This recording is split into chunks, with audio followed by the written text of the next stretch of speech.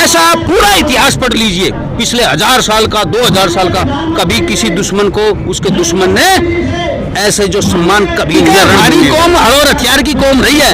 ये मरुस्थल है, ये नारनौल महेंद्रगढ़, इसमें जो पानी की कमी है ना, हमारे बाग के छोरे अपने खून से खून पानी की कमी को भरपाई करते हैं। तो है प्राण छोड़ने से पहले इनको इतिहास में उचित स्थान और सम्मान दोनों दिलवा कर ही रहेंगे, जन जन तक, चाहे पूर्व हो, चाहे पश्चिम हो, चाहे उत्तर हो, चाहे दक्षिण हो। वही जो हाई रेजिमेंट की बात करेगा वही देश पे राज करेगा।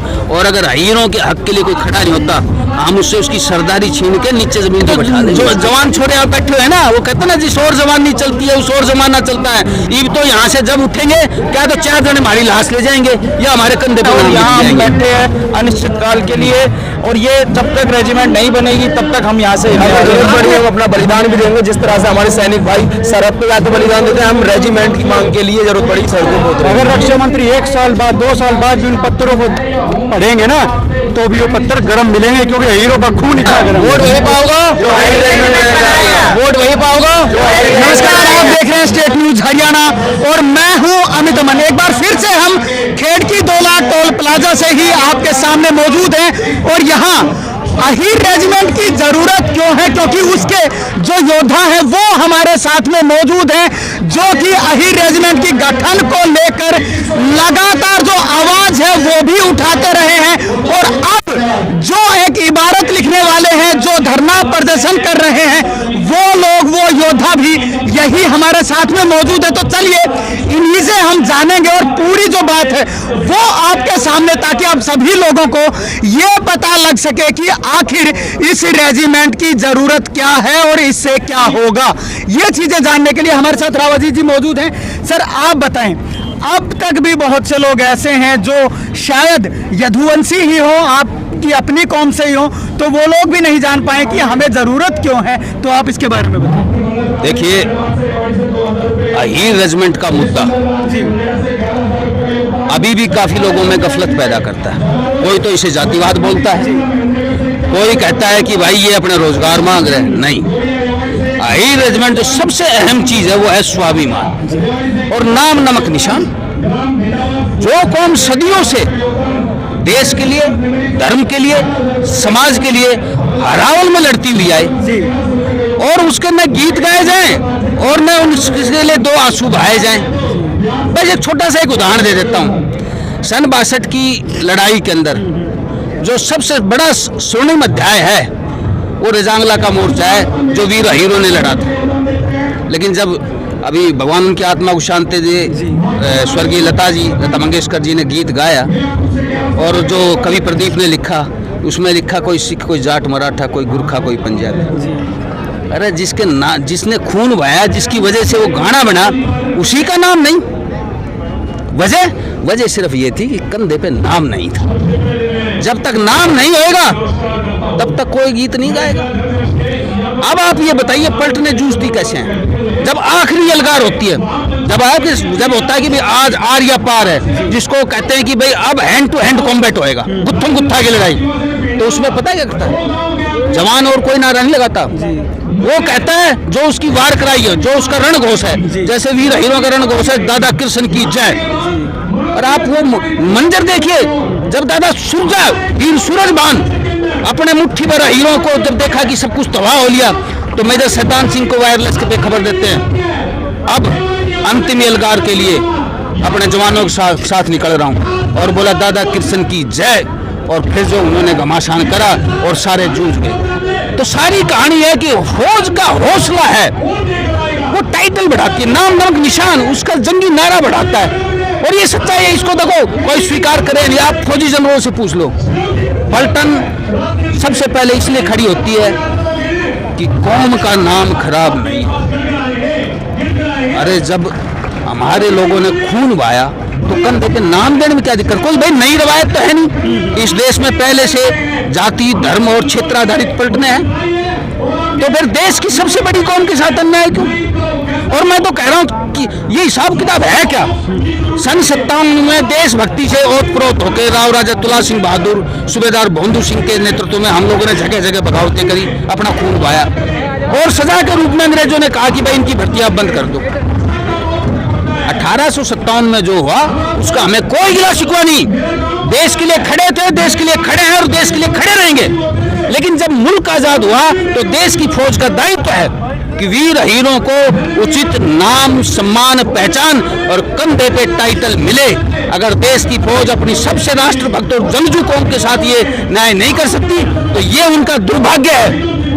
तो कहीं ना कहीं 1857 की क्रांति में जो विद्रोह अहीर कौम ने किया, क्या उसी की सजा आज तक मिल रही है? बिल्कुल। 1857 की क्रांति में जो हमने किया, हमारे बुजुर्गों ने किया नसीबपुर के रणखेतों में, और जो 1940 में फिर हमारी जो हैदराबाद पलटन के वीर हीरों ने सिंगापुर में जो बगावत करी देशभक्ति के तहत, उसकी सजा आज तक बरकरार है। अरे सजा की कोई मियाद तो होगी भाई, 10 साल, 20 साल, 50 साल, 100 साल।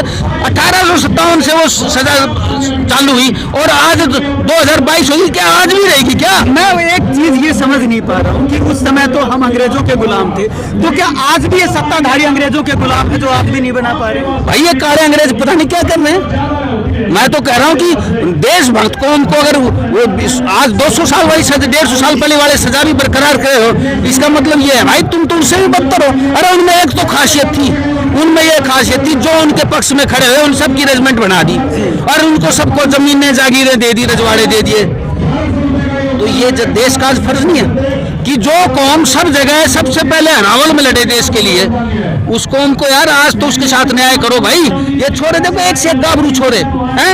आज के दिन देश में अपने आप को जो सरकार है वो राष्ट्रवादी सरकार कहती है कि हम राष्ट्रवादी लोग हैं और देश के लिए सोचने वाले लोग हैं, काफी समय से सोचते रहे। तो क्या उन्हीं राष्ट्रवादियों को, क्योंकि उस समय तो राष्ट्रवादी यादव थे, अहीर लोग थे, क्योंकि उन्होंने अंग्रेजों के खिलाफ विद्रोह किया तो राष्ट्रवादी वो हुए, तो क्या वो राष्ट्रवादी उन राष्ट्रवादियों को ये एक हक नहीं दे सकते? देखिए, इस सरकार ने एक चमत्कार करा था जो हमने सपने में भी नहीं सोचा था कि देश को मजबूत करने के लिए धारा 370 हटा दी। ऐसा मेरे ख्याल से किसी ने सपने में भी नहीं सोचा था। तो जो इतना बड़ा फैसला ले सकती है राष्ट्र हित के अंदर, तो हाई रेजिमेंट तो कुछ भी नहीं है। तो हम पूरी उम्मीद करते हैं कि भाई एक ना एक दिन हमारी आवाज वहां तक पहुंचेगी और ये राष्ट्रवादी सरकार देशभक्तों के सम्मान के रूप में हाई रेजिमेंट का गठन जरूर करेगी।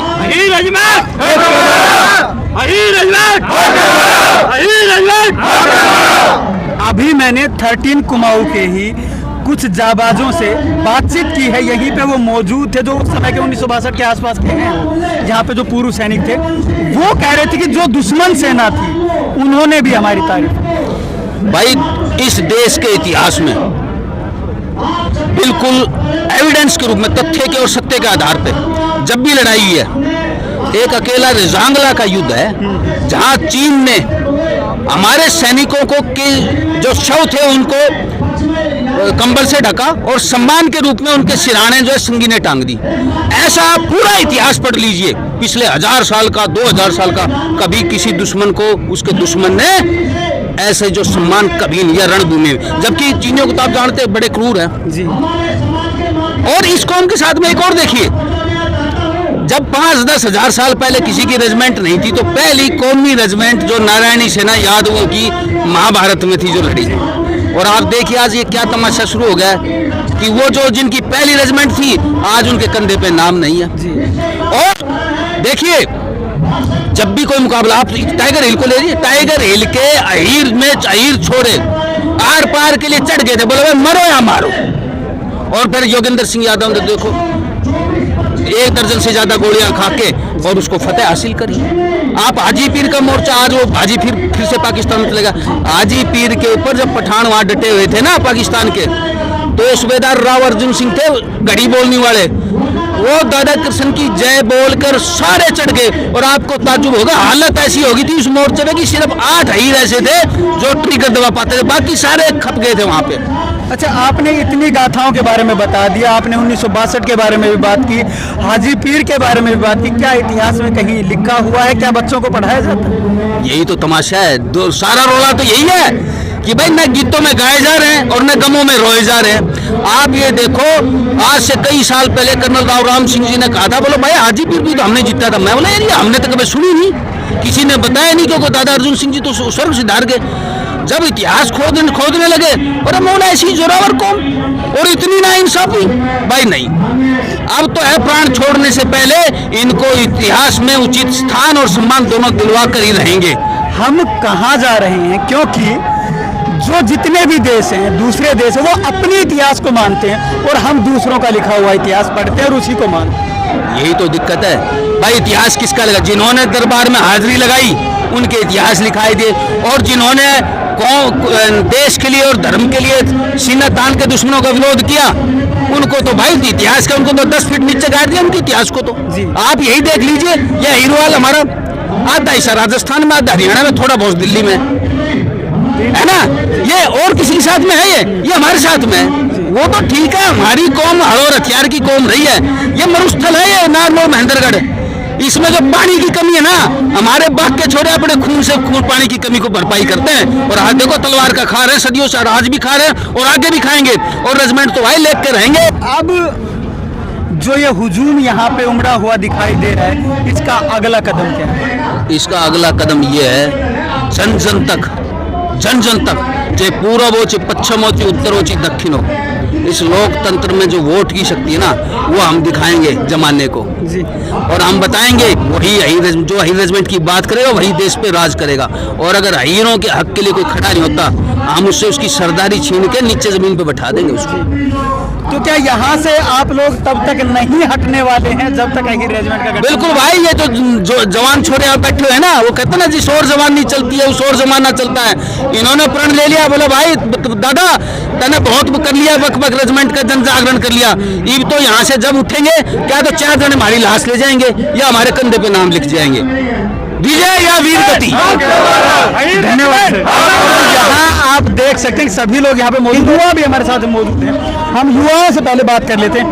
आप बताएं, अहीर रेजिमेंट के लिए जो अलख आज के दिन जगी है वो कब तक चलने वाली है और इसकी क्या जरूरत है? देखिए, जरूरत की बात तो ये है कि रेजिमेंट एक अर्थव्यवस्था है। किसी भी कास्ट को आप देख लीजिए, चाहे जाट हो, सिख हो, फौज का बच्चा है, फौजी का लड़का है तो फौज में ही जाएगा। वो 10वीं 12वीं के बाद आप जैसे बीटेक करता है कोई लड़का तो 10-12 हज़ार कमाता है। एक फौजी जाता है तो वो कम से कम 30 से 35 हज़ार कमाता है। तो आप यहीं से देख लीजिए अर्थव्यवस्था किस तरीके से चल रही है। तो रेजिमेंट की तो जरूरत है जी हमारे को। हमारी इकोनॉमी, हमारी अर्थव्यवस्था सब कुछ पैसों पे टिकी हुई है, और पैसे तभी आएंगे जब हमारे पास नौकरियां होंगी। और फौज से बढ़िया नौकरी तो हमारे ताऊ जी ने कही कि हलोर हथियार हमारे तो छीन लिए हैं। तो रेजिमेंट की जरूरत तो जी बहुत ज्यादा ही जरूरत है, और यहाँ हम बैठे हैं अनिश्चित काल के लिए, और ये जब तक रेजिमेंट नहीं बनेगी तब तक हम यहाँ से हिलने वाले नहीं। आपने अभी ताऊ का जिक्र किया। हाँ जी। लेकिन ताऊ जो इतिहास बता रहे थे, क्या आज का युवा जानता है? देखिए जी, युवा मेरे जैसा तो जैसे हम पढ़ते रहते हैं, उनके साथ घूमते रहते तो हमें पता है, और युवा को अगर असली बात बताऊं तो नहीं पता है। ये हमारी जिम्मेदारी है, हमारे माता पिता की। जब हम माता पिता बनेंगे तो हमारी जिम्मेदारी होगी हम आने वाली पीढ़ियों को हमारा इतिहास बताएं। युवा इस आंदोलन में कैसे सहयोग कर रहे हैं और आगे क्या करेगा? देखिए, युवा मैं अपील करूंगा, हमारे जितने भी बड़े छोटे भाई हैं सब ज़्यादा से ज़्यादा आए, यहाँ पर अपना इतिहास पढ़े और उसकी ज़रूरत के बारे में, रेजिमेंट की ज़रूरत क्या है, कैसे होगी, ये सब पढ़े। ऐसा कहीं नहीं लिखा है कि रेजिमेंट नहीं बनेगी। रेजिमेंट आज़ादी के बाद भी बनी है। आपको एग्जाम्पल बता दूं, सिक्किम स्काउट, अरुणाचल स्काउट, ये सब 2013 में ही बनी हुई है। ये उनके ज़रूरत के हिसाब से सरकार ने उनको दी है। तो हमारी ज़रूरत और हमारा हक, ये तो दोनों के लिए हम बैठे हुए हैं यहाँ पर जी। तो हमें ये आंदोलन अनिश्चित काल का जो है, जब तक रेजिमेंट नहीं बन जाती तब तक हम लोग यहाँ से नहीं हिलेंगे।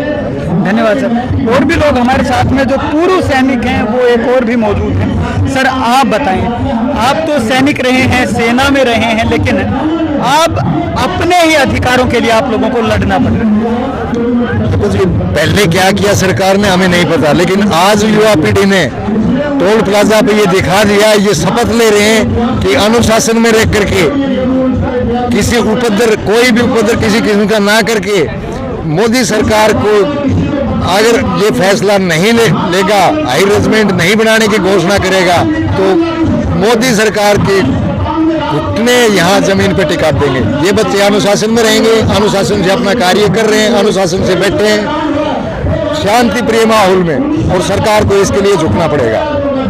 जय हिंद। आप लोगों से या इन युवाओं से क्या उम्मीद करते हैं?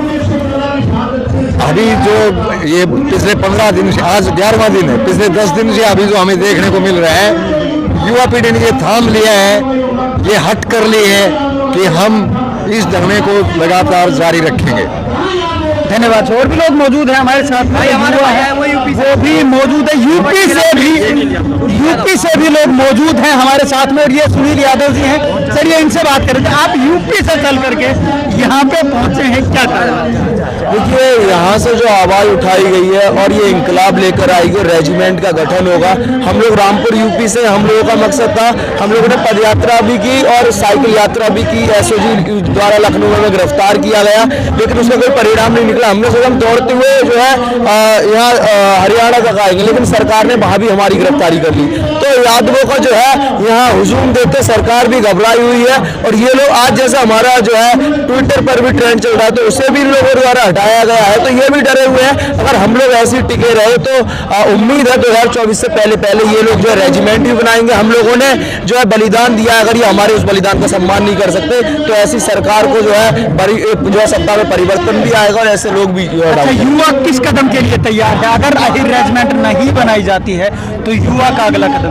देखिए, हमारे बड़े बुजुर्ग जो है लगातार शांतिपूर्ण जो है आप प्रदर्शन कर रहे हैं, शांतिपूर्ण जो है बैठे हुए भी हैं, और इस समय हमारे देश की आबादी 70 करोड़ जो है उसमें युवा है, और युवा चाहेंगे तो भी सब कुछ कर सकते हैं। अभी हम जब तक ये लोग नहीं मान रहे, हम शांतिपूर्ण तरीके से बैठे हुए, अगर जरूरत पड़ी हम अपना बलिदान भी देंगे। जिस तरह से हमारे सैनिक भाई सरहद पे जाकर बलिदान देते हैं, हम रेजिमेंट की मांग के लिए जरूरत पड़ी सड़कों पर उतरेंगे। धन्यवाद सर। और भी युवा है वो हमारे साथ में मौजूद है, चलिए उनसे भी जान लेते हैं। आप लोग भी यहाँ पे पहुंचे हैं और वही मांग अहिर रेजिमेंट, तो अब आगे वाले कदम, क्योंकि मैं यहाँ पे जो भीड़ है उसको तो मैं देख ही पा रहा हूँ, लगातार बढ़ रही है वो भीड़, तो आगे यहाँ से क्या इंस्ट्रक्शंस जारी किए जा रहे हैं, आगे क्या हो?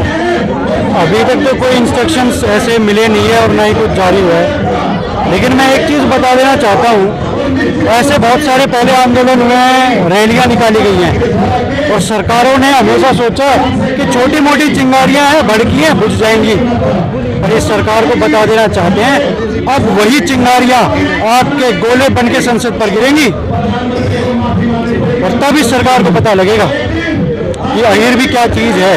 हमेशा ये लोग हमें नकारते रहे, जब लड़ने का मौका आया भाई यादवों को आगे कर दो, इनके सिर लेना झोली भर भर के, पर जब कंधे पर नाम की बात आती है, नमक निशान की बात आती है, तब ये लोग हमें कुछ नहीं देते, हमेशा हमें झांसा दे देते हैं। लेकिन बलिदान के लिए तो आज भी आप लोग तैयार हैं। हमेशा अभी भी मैं कई लोगों के मुंह से सुन रहा हूँ कि हमारा जो खून है वो ले लो, हमारी जो गर्दनें हैं वो ले लो, लेकिन हमें पहली लाइन में खड़ा है। बिल्कुल, हम हिंदुस्तानी हैं सबसे पहले, फिर उसके बाद में हम अहिरवाल के हैं, तो सबसे पहले जब भी कोई जंग होगी हिंदुस्तान के लिए हम खड़े रहेंगे आगे लाइन में। और दूसरी जातियों की तरह जैसे आरक्षण के लिए, सरकारी नौकरी में आरक्षण के लिए, कॉरपोरेट में आरक्षण के लिए, किसी भी आरक्षण के लिए वो खड़े हो जाते हैं, दंगा फसाद करते हैं, हम वो नहीं कर रहे हैं। हम क्या मांग रहे हैं सरकार से? हम बस एक हक मांग रहे हैं कि इस देश के ऊपर जान लुटाने का हक, सर कटाने का हक हमें मिल जाए। क्या ये उतनी बड़ी मांग है? क्या ये इतनी बड़ी मांग है कि सरकारें नहीं दे पा रही?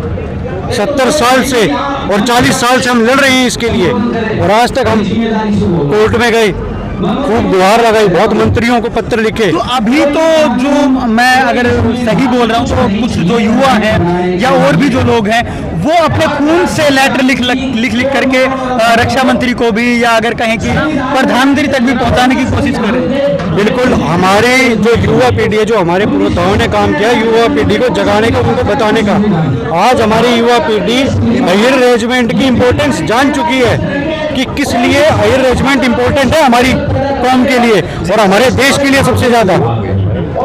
और मैं जो हमारे युवाओं ने पत्र लिखे हैं, मैं आप लोगों को एक चीज़ बता देना चाहता हूँ, अगर रक्षा मंत्री 1 साल बाद 2 साल बाद भी उन पत्रों को पढ़ेंगे ना तो भी वो पत्र गर्म मिलेंगे, क्योंकि हीरो का खून इतना गर्म है।